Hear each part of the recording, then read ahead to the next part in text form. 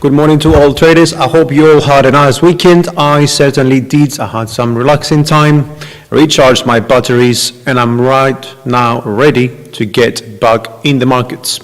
Despite this week's calendar, of course, is a little lighter compared to last week.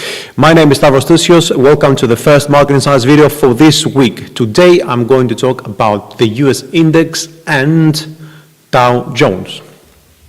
So let's go quickly on the economic calendar to see what's going on today. We have the Eurogroup meeting, which is tentative. We don't know what time it starts, what time it finishes, but we will be expecting to see some news coming out. We have some not too major data from Germany in Europe, and as well as the US retail sales, which is the highlight for the day for the US. Now quickly on the chart, I want to start with the US index. Let me grab my pen quickly. So we'll talk about the index last week as well, and we analyzed the chances of prices moving up to this level over here. Now, we see that we've had some, because we are on the 4-hour chart, we've seen that we've had some upside move that followed last week's ECB pretty much dovishness, where the US dollar index saw this upside surge. Now we're sitting at the previous level, pretty much, where we see a retest. And from here, we could either expect prices to move lower, okay, or we can expect prices to break above this level, this 97.70, and head all the way up to level over 98, I would say, to complete this triangle pattern. And from here is what we could be looking for selling pressure to accelerate, let's say.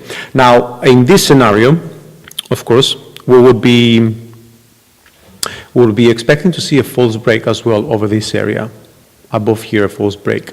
Now, false breaks are normally a good indication that markets are going to reverse.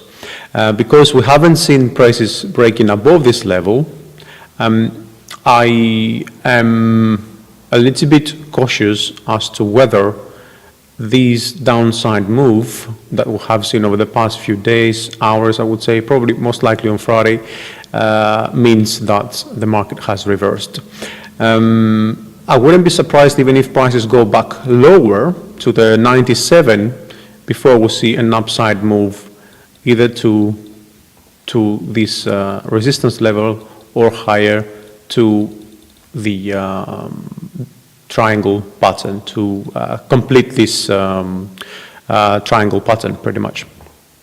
Now, the thing is that on the MACD, we only see a very a tiny bearish divergence. So that's what really keeps me a little bit back from being a bit more confident in on the seller side. So that's what it is for the US index. Now, Dow Jones. Dow Jones has moved as well to the upside last week a little bit, and we've seen a decline, I would say maybe Thursday and Friday. Now the thing with Dow Jones is that we've reached a level here of 26,300, but the attempt over here from bulls was a little bit weaker. So we didn't get prices reaching that level, and we didn't get a false break either. Okay, but despite that, prices broke outside this ascending channel right here. Okay, we saw a small correction, and then prices moved lower. We're seeing another small correction. We could see prices moving higher over here before they move lower. We could see prices just staying in the range until further clues are given. Now, saying this, I want to add that if we look at this first wave, the Fibonacci extension of this first wave is exactly at this level, 0.61. This is a golden extension, okay, at 26,121. Now, this is a false break above that level, but still no false break above this resistance, which means that prices could move back higher before they go lower. Now, for this to happen, of course, the first hurdle to break will be this one. And of course, that means both the resistance and the ascending line. Now let's go a little bit lower to see if there is any signs regarding Dow Jones that show us, some further clues pretty much. So we did see a bearish divergence here on the MACD, nothing on the RSI.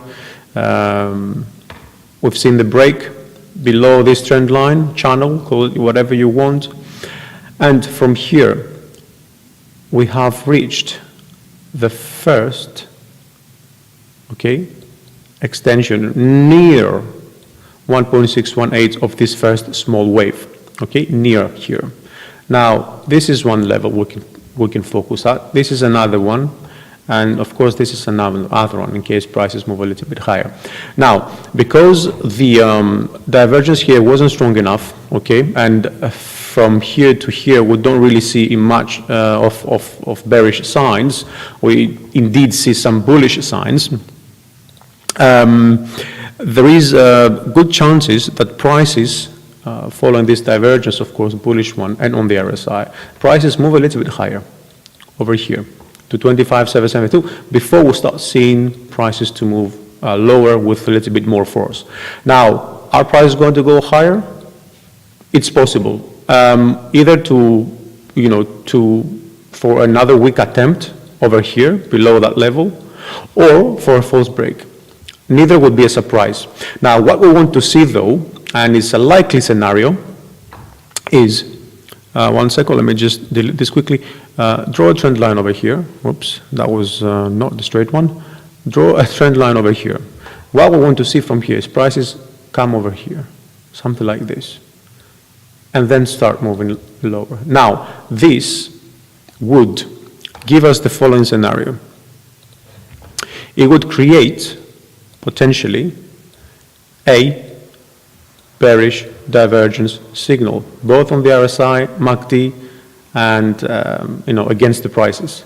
So this is the level I would be looking, if of course these signs are validated and respected, these ideas, let's say. This is the prices, the levels I would be looking to check if bearish pressures are increasing. Now, other than that, this is all there is for both these charts. One is the US index, the other one is the Dow Jones. Dow Jones, S&P, and all US equity indexes pretty much are in a similar pattern. So are we seeing a reversal, or we're going to see another false break higher? We're not sure. But I believe we are very close to seeing the markets changing direction. I want to thank you for one more time for being with us today.